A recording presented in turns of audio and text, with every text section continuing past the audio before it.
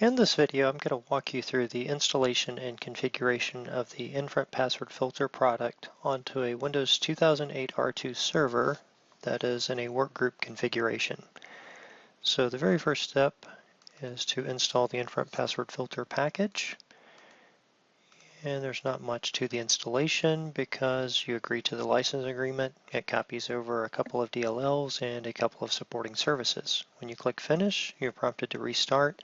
If this were a first-time installation, you would need to restart. Any subsequent upgrades, you would not need to restart. So we can dynamically change out the filter engine and supporting services. In this case, I'm going to say no because I had a prior version installed here earlier. So now the software is there, but it is not configured. So to do the configuration, we need to run gpedit as the local group policy editor. And so in here, we're going to add an administrative template. So when we ran through the filter MSI package, it installed all of these templates to control the software. In this particular case, we want to use the single policy edition for member servers, or in this case, we have a workgroup server. So it applies in the same manner. We're going to get that template loaded. That goes under Classic Templates. Let's make this a little easier to see here. And when we select that, we've got the registration. And you always have to enter your evaluation codes in here. Or your license codes. So we're going to put in evaluation, we'll put in a maintenance code. If you're downloading a trial off the website, you would get a maintenance code issued via email and on the download page. So I'm going to say OK there.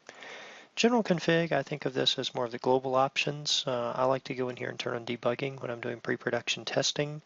There are a few other global options in there. One that may be of interest is we do keep a log of rejected passwords. That's for our customers who are subject to Sarbanes-Oxley compliance. So if you're not subject to that compliance regulation, you may want to turn that off. In this case, I'm just going to leave on debugging. And for the filter configuration, we will enable the filter settings.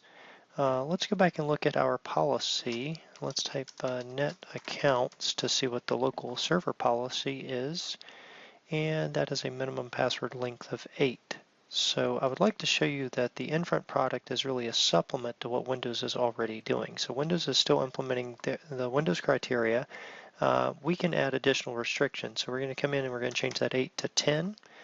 I'm going to go down a little bit further here. We have many different rules. There are over 40 different rules in the product.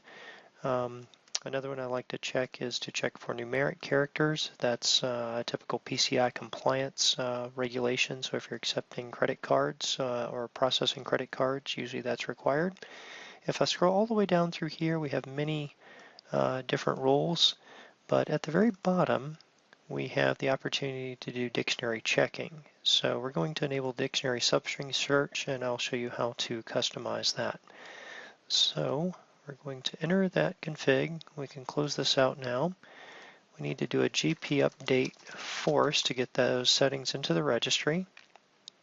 And now let's go over and look at the dictionary. So in the Windows System 32 directory, there is a file called dictionary.txt that we copy over to the system during install, and it contains 27,000 words. In this particular case, we're going to select all of those, delete it. We'll put in something in here like the word password. We'll put in the year of 2014.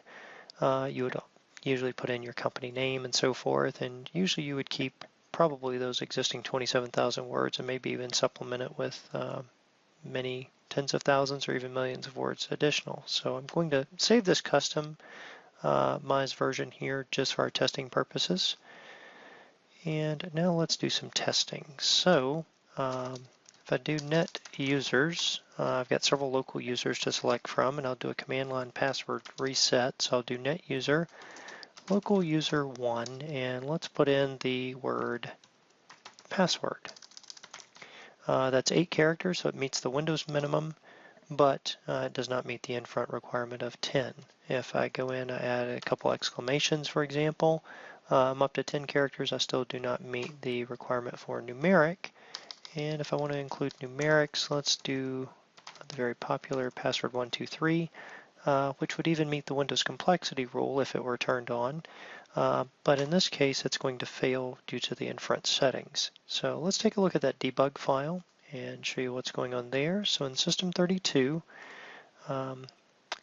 we have, actually I'll just go back into here, make it a little faster, type L to get to log files, and we can see the debug file is here, so it only shows you the most recent password change. That was for local user 1. We reiterate the version, build number, etc. And if there is a dictionary scan, we let you know that we've queued up a global dictionary check. We show you the timestamp so you can gauge the performance of your dictionary. And it is perfectly fine to include millions of words. If you've got dictionaries you've downloaded, you can include millions of words and it still processes in less than a second. In this case, it shows the exact word on which it failed, so that's handy for troubleshooting purposes. If we go down, it reiterates the settings found in the registry and it gives you the exact reason for failure at the very bottom here. If you failed this policy, or if we had a multiple policy version, you would see that as well. So I'm going to close that out, and let's think for a moment if we needed to copy this configuration to other workgroup servers. You could run gpedit, or something you may choose to do is go into the registry, and the group policies targeting HK local machine, software, policies, Altus, PassVault Pro, SPE, MS for the single policy version for member servers.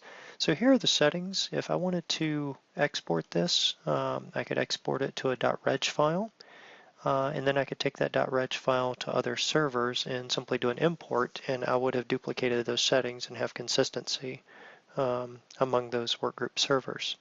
So that's a nice example of adding some additional local password policy restrictions on these workgroup servers. If you have any questions about the product, I would definitely encourage you to visit the website at nfrontsecurity.com, and feel free to give us a call as well with any technical concerns. We'd be glad to go over any questions for you. Thank you so much for your time.